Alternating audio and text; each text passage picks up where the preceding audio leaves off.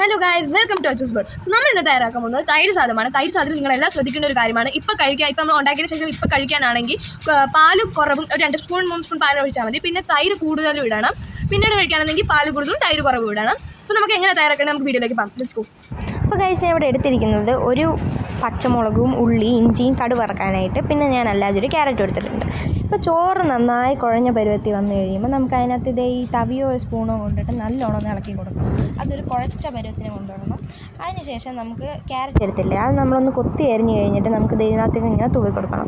Carrot ഇട്ട് കൊടുത്ത് അടുത്ത തന്നെ നമുക്ക് ഇടേണ്ടത് അരക്കപ്പ് പാലാണ്. അതിന് കൂടെ തന്നെ നമുക്ക് അരക്കപ്പ് തൈരും കൂടി ഇട്ട് കൊടുക്കാം.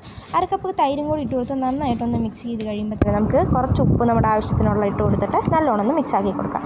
ഇപ്പോൾ ഒരു പാനിലേക്ക് കുറച്ച് എണ്ണ ഒഴിച്ചിട്ട് അതിനകത്തേക്ക് കുറച്ച് കടുകും കുറച്ച് ഉഴുന്നും പിന്നെ അതിൻ്റെ കൂടെ തന്നെ നമ്മുടെ ഇഞ്ചിയും ഉള്ളിയും പച്ചമുളകും കൂടി ഇട്ടിട്ട് ഒന്ന് നന്നായിട്ടൊന്ന് ഇളക്കി കൊടുക്കാം. പിന്നെ അതിന് ശേഷം നമ്മുടെ ഈ ചുമന്ന മുളകും കൂടി അതിനകത്ത് ഇട്ട് കൊടുത്തിട്ട് നല്ലോണം ഒന്ന് മിക്സ് ആക്കാം. അപ്പോൾ ഈ ഒരു ബ്രൗണിഷ് കളർ വരുമ്പോൾ നമുക്ക് നമ്മുടെ തൈര് സാധനത്തിലേക്ക് ഇട്ട് കൊടുക്കാം. നമ്മുടെ തൈര് സാധനം ഇവിടെ റെഡിയായി ഒന്ന് മിക്സ് ആക്കി കൊടുക്കാം.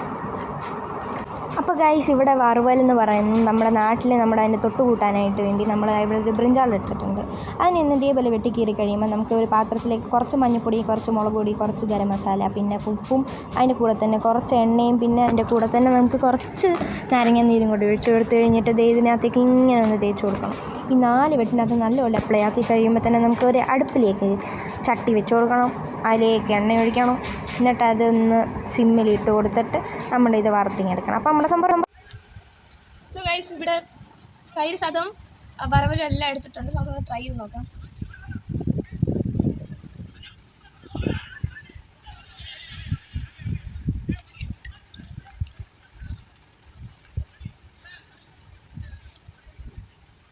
അടിപൊളിയാണ് ഗൈസ്, നിങ്ങൾ എല്ലാം തയ്യാറാക്കി നോക്കണം. അപ്പോൾ see in the next video. Thank you for watching the video. Like, share, subscribe and comment. Bell icon അടിക്കാൻ മറക്കല്ലേ. So see you in the next video. Bye bye.